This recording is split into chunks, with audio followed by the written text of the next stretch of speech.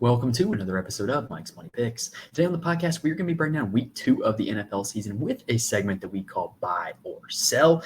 Pretty much every fantasy analyst out there has their code words for players that they like or don't like, right? There's love, hate, there's like, dislike, there's start, sit. Well, here at Mike's Money Picks, we make it money themed. So we're making it buy or sell. Basically, this is going to be all in one device, whether you are playing season-long fantasy, whether you are playing DFS, whether you are betting player props. The guys that are on my buy list are the guys that I like. Start them in fantasy, take their overs. The guys that are on my sell list are guys that I don't like. Don't start them in fantasy, don't play them in DFS, take the unders. All right. So that is what buy or sell is. If you like what we do here in buy or sell, it is pretty much just a quick rundown of everything you need to know, no matter what you're doing in terms of action for the NFL games this weekend. Make sure you subscribe to the channel. That way you can be with us for the rest of our college football and golf content the rest of the fall. And then once college basketball starts in the fall and winter, you can be with us for that as well. And if this video helps you out in any way, please hit the like button. Last week we were on a lot of good things. Taking Jaden Daniels at quarterback ended up being pretty good. Running back Kenneth Walker III was pretty good. So let's see how we do this week. Week 2, we got now 1 week of data to go on. So I think there's a fine line when you look at week 2 in all types of fantasy football. There's a fine line between underreaction and overreaction, right? So a lot of what this episode is going to be geared to do is to tell you whether you need to be underreacting, reacting, or overreacting to what happened in week 1. So let's go ahead and end the introduction there. Let's go ahead and dive into the quarterback position. All right, at the quarterback position, the first name that we're going to say might sound pretty obvious, but on paper, this can look like a bad matchup. People tend to forget about the Thursday night games. Josh Allen is on my buy list this week. I think he's in a really good spot taking on the Miami Dolphins. He has thrown for over 300 yards the last 5 times that he has played Miami. And a big reason why is not because of anything Miami does defensively. It's because Miami plays with an up-tempo offense that tends to have fast possessions that score a lot of points. And so the Bills offense, when they play Miami, tends to play more up-tempo, tends to play more aggressive, and it leads to Josh Allen going off. I think that is the formula again here Thursday night. Like I said, 300 yards in 5 straight games is really, it's an impressive stat. And so I really think that this is a great time to, if you're playing Showdown DFS, play Josh Allen. If you're in season long, obviously you're starting Josh Allen. Don't get cute. And then in the props market, I think it's a great opportunity to take the Josh Allen over, specifically in the yards markets in both passing and rushing. The Bills, typical to their form with Joe Brady as the OC, did not really have one dominant receiver in week 1, and I think that is going to continue. So I think that Josh Allen on his own is the primary option for this offense that you want in fantasy, and I think that this offense is going to put up a lot of points. Next on the buy list is going to be Anthony Richardson, who last week put up 27 fantasy points against the Houston Texans, and the most impressive part of that was he only needed to complete 9 passes to do that. Yes, you heard that right. 9 passes into 27 fantasy points. Why might that be? Well, he showed off his rushing upside, 56 rushing yards and a touchdown, which, oh, by the way, he only had 6 carries. It's not like he needed 20 carries to get that. And then passing 212 yards, 2 touchdowns, and a pick. And so basically, you've got a guy in Richardson who is doing everything right from a fantasy perspective. He throws the ball deep down the field, has a big average yards per attempt. He rushes and has a lot of rushing upside. And going up against a Green Bay team that just gave up a decently big day to Jalen Hurts. I had to think of his first name there for a second. I don't know why I wanted to call him Jason. We gave up a decently big day to Jalen Hurts. Why did I almost call him Jason again? And so basically, it's a great matchup for Richardson. He's an absolute fantasy cheat code right now. As long as he can stay healthy, he needs to be starting in your lineup, and he needs to be a guy that you consider in DFS in all those formats. The last on the buy list is going to be Jared Goff. So this matchup against the Bucs, I think, is just absolutely great. Tampa is a team, like we talked about last week, where they tend to play pretty aggressively offensively. They tend to give up a lot of plays, a lot of possessions. And, the Lions, when they played the Bucs in the playoffs, they had a lot of success moving the football. Pretty much that game was an absolute shootout. It was 31-23 in favor of Detroit. And Jared Goff in that game threw 2 touchdowns. He was quite successful, almost 300 yards in that game. And so I really think that this is a good spot for Goff, back in the dome, back up against Tampa. And I know that they didn't really, need him a whole lot in week 1, but I think that that the way you beat this Tampa defense is by throwing and not running. So I think this is a great spot for Jared Goff. And we all know over years of playing him that he plays so much better in a dome as opposed to outside. And this game is in the friendly confines of Ford Field. Lastly, if you're desperate, this is the section where I talk about guys that you might be able to find on the waiver wire, guys that, are cheap value plays in DFS. The if you're desperate play this week is Daniel Jones. Don't kill me. Yeah, it's Daniel Jones. I know he was awful last week, like utterly awful. 6.94 fantasy points. Just dreadful against a Minnesota team that is not all that great defensively. But now he draws Washington. Washington is a team that was lit up by Baker Mayfield in the Bucs last week, allowed Baker Mayfield to have the second highest scoring game of all quarterbacks. So I think that this is a really good get-right spot for Daniel Jones. And, if you were a team that you drafted Jordan Love and now you need a quarterback, or we're relying on starting a guy like Deshaun Watson, or maybe a guy like Tua or Brock Purdy who don't have great matchups, I think this is a pretty good spot for Daniel Jones. And I think that if there were ever a week where Daniel Jones is going to play well, it would be this week against Washington. Now, for the sell list at the quarterback position, I only have one this week. It's Lamar Jackson going up against the Raiders. So here's the problem with Lamar in this game. Lamar's fantasy upside comes from his rushing ability, comes from, his ability to put up a lot of points quickly in games that turn into shootouts, right? Games where they're just barely favored, games where they're underdogs tend to be games where Lamar is at its best. Well, the Ravens are almost double-digit favorites against the Raiders this week, and Lamar doesn't really run in games where he wins big. And so you're taking away his biggest asset for fantasy scoring if he's not going to run, which, oh, by the way, last week, Lamar Jackson scored 26 fantasy points in standard scoring, and 12 of it was from rushing.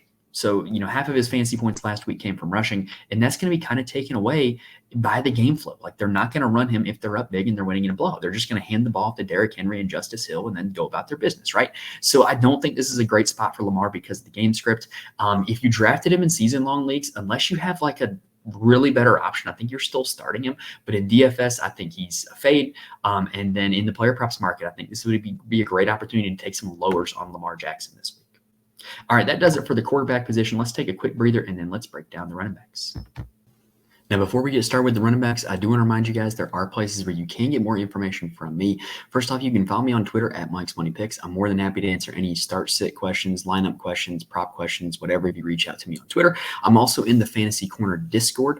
The link is in the description on YouTube as well as on the audio feed. Basically, the Fantasy Corner Discord is a place where a lot of smart and really good people, really nice people, play DFS for all kinds of different sports. We're always in there chatting up lineup, strategies, plays, just the whole 9 yards. And NFL has a channel, college football has a channel. So if you're looking for people to talk DFS with, this one is very DFS oriented. But if you're looking for people to talk DFS with, absolutely join the Fantasy Corner Discord. And then I release an article every week on my Patreon where I profile my core DFS plays on DraftKings as well as FanDuel. So if you play DFS, you want to know those, you can get those on the Patreon. I also do that for every college football slate as well. So if you're looking to get more into college football DFS, that's absolutely the way to go. All right, now looking at the running back position, we always say at running back, we want to follow workload and matchup. Well, there's one guy that the workload is just incredible, and that's Bijan Robinson. So last year, the reason why Bijan Robinson didn't really succeed was because he did not play all the downs in Atlanta. He was not used very often in terms of like a total usage perspective. He was not used very often in the red zone, wasn't used very often in the goal line just because Arthur Smith doesn't know what he's doing. That's another story.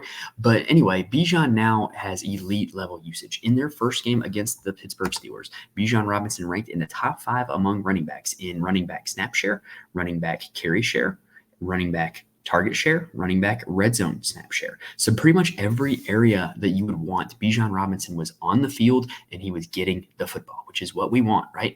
And so now you've got an elite playmaker, generational talent at the running back position who is finally getting the volume he deserves. Everything that we thought about the preseason with Bijan Robinson, ranking him as RB2, it looks like it's coming to fruition. And this is a great matchup against Philadelphia as well. So I think, well, maybe not a great matchup, but it's certainly not a bad matchup. And so I think that Bijan's in a great spot. He does play in the Monday night game, so you're not going to have access to him in DFS unless you play the full week DFS or showdown DFS, but absolutely he's in a smash spot in season long, and I think this is a great opportunity to really just hammer home that Bijan Robinson, probably the RB2 for the rest of the season, maybe even RB1 if Christian McCaffrey ends up being out multiple weeks. The other guy on my buy list, well, actually I got 2 more, is going to be Kyren Williams, the Los Angeles Rams. So the Rams have a super condensed offense, right? Pretty much all of their offense was going to go to three guys: Puka Nacua, Cooper Kupp, Kyren Williams. Now one of those guys is out in Puka Nacua. So what tends to happen with the Los Angeles Rams is they really condense their offense even more when this happens. And so I think you're going to see more touches for Kyren, more usage for Kyren in the passing game, more carries for Kyren. He only had 2.8 yards per carry against Detroit. It's not great, but he touched the ball a total of 21 times. And I don't think that the Arizona Cardinals defense is anywhere near as good as Detroit's front seven. You can say what you want about Detroit's pass defense, but Detroit's front seven is pretty doggone good. And Arizona pretty much ranks in the bottom of most defensive metrics, at least heading into the season they did as well. So I really think this is a good spot for Kyren, and look for the Rams offense to condense around their two playmakers, Kyren Williams and Cooper Kupp. More on him later. The other running back on my buy list is J.K. Dobbins of the Los Angeles Chargers. Pretty much you're looking at a situation where J.K. Dobbins is kind of the lead back. Gus Edwards did outcarry him by one, but mainly because it was J.K. Dobbins breaking off the long runs, getting winded, and then they would put Gus Edwards in, and Gus Edwards would get a few carries off of it, right? So J.K. Dobbins, if he just scores off the long runs, then you wouldn't have that issue. But also, I'd rather have the guy breaking off the long runs than the guy who's coming in and plotting for 2 yards after a guy just broke off the long run, right? So J.K. Dobbins, I do believe, is the guy you want in this Chargers backfield. He got some usage in the passing game, 3 targets in week 1, and he draws a matchup against the Carolina Panthers in week 2. My Carolina Panthers. And look, we suck. The Carolina Panthers are not good at defending the run, but they make up for it by being not good at defending the pass. And, if you're not going to play any defense, they might as well not play any offense either, because they don't. They're bad in every facet of football. They're even bad in special teams. They're just bad. Maybe I'm overreacting to week 1, but I don't think the New Orleans Saints are very good, and they lost that game like it was over before it started. Like, pretty much you sit down on the couch, turn on Red Zone, and 1:20 p.m. that game's 20-0. It was just crazy. So I don't think they're very good. I think this is a great matchup, especially considering that, the Chargers are likely to win the game and be running the ball, running the clock out, more heavy run rates for their 2 running backs. And Carolina just lost Derek Brown for the season. He's one of the league's premier run stuffers on the defensive line. So I cannot stress enough how good I think the matchup is for J.K. Dobbins and how good the usage was in week 1. He was the explosive back in this backfield. Look for him to break off some more explosive plays against this hapless Carolina Panthers defense. Now, in terms of the if you're desperate list this week, you can play the injury game, right? Like Jordan Mason, if you have Christian McCaffrey on your team, hopefully you were able to pick up Jordan Mason, before Monday night, because he's absolutely worth a look again if McCaffrey's not able to go. You also have a situation in Miami where Mostert is out and Achane is questionable. Jeff Wilson was the guy that was used as the RB3 in week 1. I would prefer him to rookie Jalen Wright, just because that was how we saw the usage shake out in week 1, even though I think Jalen Wright's probably the more talented player. Kenneth Walker, if he misses, Zach Charbonnet would be in a smash spot. You got Jerome Ford and Chuba Hubbard that are getting spot starts. Like, there's plenty of guys that are going to get extra looks because of injuries this week. And so if you're desperate, there's plenty of guys you can go with. Now, on the sell list is only going to be one name this week, because literally so many other running backs are injured or have good matchups this week that there's only one I'm going to be selling, and that is Zamir White of the Las Vegas Raiders. Look, we were not very high on Zamir White heading into the season, and everything we were kind of concerned about came to fruition, right? At the end of last season, he was great, but he was hugely dependent on volume. He was hugely dependent on game flow. He needed the Raiders to be at least close in the game, if not winning, to get volume and get carries. And then that was what allowed him to be successful, because he just got so many carries. Eventually, he piled up enough yardage, right? What is concerning is Alexander Madison was used. And quite a bit. And so, really, if Zamir White is a guy who is usage dependent and Alexander Madison is getting usage, then you don't want Zamir White. And I don't think this game shapes up very well for them in terms of a game flow perspective either, because they're playing the Baltimore Ravens. They're nearly double-digit underdogs. So I think that everything points to Zamir White not being very efficient, not getting a lot of volume, not getting a lot of passing down work, just does not check any of the boxes that we look for in terms of fantasy goodness at the running back position. Now, let's transition on over to the wide receivers. So, on the buy list, I think there are two top tier wide receivers that really in the NFL, top tier receivers are top tier receivers, right? But they're going to be pretty much good every week. They're going to have a high upside every single week. But there's two top tier receivers that I like this week more than the rest. The first of which is Amon-Ra St. Brown of the Detroit Lions. If you watched receiver, yes, it is Amon-Ra. I'm saying that correctly, confirmed. And Amon-Ra did not have a great week one against the Rams. They really looked to take him away with their defensive game plan and make Jared Goff go somewhere else with the football. And he did. But really, this game shapes up very well for Amon-Ra. He played very well against Tampa in the playoffs last year. And the main reason why is because Tampa under Todd Bowles really specializes in two coverages, cover 4 and blitzing. So from an X's and O's standpoint, cover 4 is the defense that you run if you do not want to get beat deep. It forces the opponent to throw short and underneath and over the middle of the field. Where does Amon-Ra St. Brown excel at getting catches? Short, underneath, middle of the field. He also blitzes a lot, Todd Bowles does, with the Tampa defense. And so blitzes force the quarterback to get the ball out of their hands quickly, get the ball to their first read. So who is often the first read in the Detroit passing attack? Amon-Ra St. Brown. So he's going to see two coverages this week from this Tampa defense that he absolutely annihilates. And if Tampa's going to continue to run those two defenses, then it should be a big day for the Sun God in Detroit this Sunday. The other top tier receiver that I like this week is Cooper Kupp. And look, this one, maybe it's a little too obvious, but the guy got 21 targets in week one. Puka Nacua leaving that game really created a funnel in the passing attack to Cooper Kupp, and it was shades of 2021 Cooper Kupp. It's really ironic how they're basically reversing the roles they had last year where, Kupp gets hurt in the preseason. Puka has the huge week one. Puka's the guy the rest of the way. Now, this year, Puka gets hurt in preseason. Puka leaves in week one. Kupp has the big game. And so is this back to being a Cooper Kupp offense? Maybe, but 21 targets in week one is just insane. And now he gets to target the Arizona secondary, which, like I said, Arizona does not rate out as a good defensive team in any area of their defense. I think this is a smash spot for Cooper Kupp. I think he could very well see another, certainly double-digit targets, probably over 100 yards in this game. Now, if you're desperate at the wide receiver position, I do think there's a guy you could go with, and that is going to be Wan'Dale Robinson of the New York Giants. So Wan'Dale Robinson has been in the league a few years now, and he's been pretty much the same player every year, but the competency of his quarterback has determined how far his fantasy production goes, right? Well, in the game against Minnesota, Wan'Dale had 12 targets, caught 6 of them, only 44 yards because he gets a lot of very short targets, right? That's just what he does. He gets targeted underneath, short, gets the ball on screen, stuff like that, and maybe can make a guy miss after the catch. Well, now he's going up against a very poor Washington secondary, and if he gets 12 targets again against that team, I think he's going to turn it into more fantasy points than just 11.8. But the good news is in PPR formats where you're getting a point for every reception, he's probably going to catch 5 passes. He's probably going to have about at least 30 yards from those 5 passes.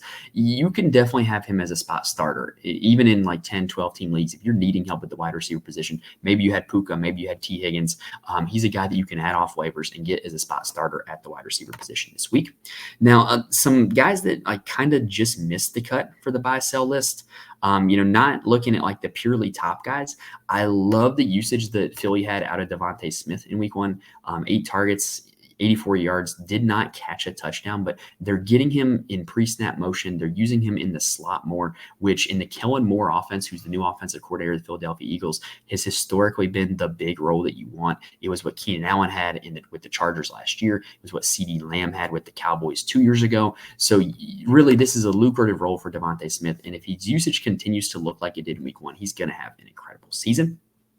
And then also, I got to mention Rashee Rice. Where is he on this pricing list? There he is. So Rashee Rice is kind of taking the title from Michael Thomas of the new slant boy. Pretty much, he had 9 targets in Baltimore. They were pretty much all slants, and he turned them into 103 yards. Look, if the Kansas City offense is going to be very dichotomous, I think, this year, where they're going to be targeting Kelsey and Rice underneath, or they're going to be taking deep shots to Worthy, but having Worthy opens up the underneath throws. And so as long as Hollywood Brown is out, I think you're going to see a pretty condensed passing offense with just Rice and Xavier Worthy seeing a lot of the targets at the wide receiver position. Obviously, Kelsey's going to do his thing at tight end, but Rice should have a pretty sizable volume, and he has a role that's going to be very lucrative because he's going to get all those underneath throws that are opened up by the deep threat in Xavier Worthy. Now, for the sell list at the wide receiver position, I do have one name this week because it's kind of hard to pick a receiver to sell after week 1. I do think you can sell the entire Green Bay receiving core. They don't have Jordan Love. A lot of the value of that receiving core was the quarterback play of Jordan Love. So I would not be eager to play any of them if you can avoid it. But Amari Cooper is going on the sell list this week. So it's mainly because of his quarterback play, because he did get 9 targets in week 1 against Dallas. The problem is he only caught 2 of them, and they only went for 16 yards.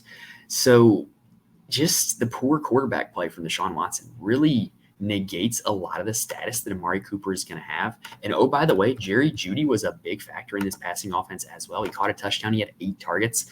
Look, if you drafted Amari Cooper, you want him to have more than just 1 target above Jerry Jeudy. And you certainly don't want Jerry Jeudy to be one scoring the touchdowns. So I'm seriously concerned for Amari Cooper. And also, Amari Cooper, historically, we've talked about how he is so much better at home than on the road. And this is a road game. So I am seriously concerned about Amari Cooper. I am trying to avoid starting him this week if at all possible. And I still am optimistic that he can turn around before the season's over. But man, the quarterback play in Cleveland has to get better. He has to be more of a separator than Jerry Jeudy if he wants to be what we think Amari Cooper is. Now, at the tight end position, look, tight end it's really thin, just really, really thin, especially with David Njoku now being out. So I'm only going to talk about like 2 guys at the tight end position. My buy is going to be Trey McBride of the Arizona Cardinals. Look, it's not because of his stat line. He only caught 5 passes for 30 yards, but it's the usage. He had a 29% target share in week 1, led the Arizona Cardinals in targets quite significantly with 9. Problem is he only caught 5 of them for 30 yards against Buffalo. But I do think with this Rams defense, they try to keep everything in front of them. They try to limit deep shots. So I really think that Trey McBride is going to be a guy who can excel against this Rams defense. And I think he's in a pretty good spot. If he's going to continue to see a 29% target share, he probably should be considered one of the top, if not the top tight ends in fantasy football, if that is able to continue. And then the sell list, look, it's not because I think this guy is a poor play necessarily, but it's Isaiah Likely, because I don't think that you can really count on what he did in week 1 for the rest of the season. Like, I don't think he's this guy that you're going to add off waivers and he's going to win your league for you because he's just that good. Like, really, after week 1, there's no Puka Nacua or Kyron Williams where it was quite obvious that they were going to be big-time commodities off the waiver wire in week 1. And people think Isaiah Likely might be that. I don't think that. Yes, he had 12 targets against Kansas City. Yes, he crossed 100 yards. Yes, he could have had 2 touchdowns if the very last one wasn't overturned. But I just don't think that's going to continue. If you watch that game, Kansas City made a concerted effort to not allow Mark Andrews to touch the football. They were bracketing him. They were doubling him. They were putting a lot of attention on him. And it was forcing Lamar Jackson to either run the ball up the middle because they were also containing Lamar Jackson, or to throw to someone else like Isaiah Likely. And he was the beneficiary of that. And so we'll likely continue to see snaps and continue to see targets. Yes. But is it going to be at the same rate that it was in week 1? Absolutely not. So I think I got to put him on the sell list this week just because I think he's going to disappoint where his expectations now are after his week 1 performance. All right, that is going to do it for the buy sell list for week 2 of the 2024 NFL season. If we helped you out in any way, please hit the like button on YouTube. Please rate and review the audio. But we hope that was a quick 20-plus minute episode where you guys can get all the information you need on some of the best and worst plays of the week in terms of a season-long fantasy DFS player props perspective. And hopefully, kind of change your thinking about some of these guys a little bit. But anyway, that's all we got here for week 2. Make sure you subscribe to the YouTube channel that we can be with us for the rest of the season. Also, check out all the college football content and golf content that's coming your way weekly here in this fall season as well. But that's going to do it for this episode, guys. Best of luck to you in your fantasy matchups, your DFS lineups, and your player props here in week 2. Hopefully we're able to help you pick out some winners, hopefully just a little bit here on this episode. Thank you guys for watching and listening, and I will see you next time.